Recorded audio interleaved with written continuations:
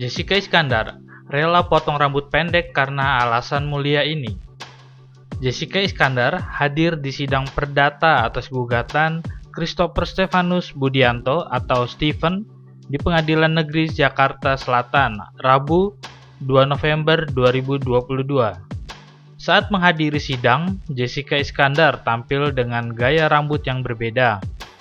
Ternyata, ibu dua anak itu baru saja memotong rambutnya. Alasan pertama, dirinya memotong rambut sebahu adalah untuk mendukung para pejuang kanker. Sebenarnya aku potong rambut buat charity. Jadi rambutnya aku potong 23 cm buat pejuang cancer, kata Jessica Iskandar saat ditemui di kawasan Ampera, Jakarta Selatan. Jedar, panggilan akrabnya itu juga membeberkan alasan lainnya. Jedar rupanya ingin memperingan beban yang tengah dihadapinya.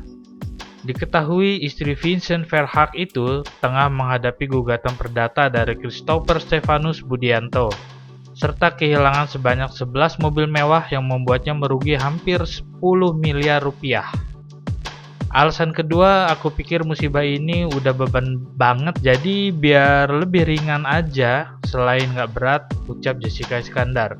Buat aku ini pilihan tepat buat potong rambut pendek, ibunya.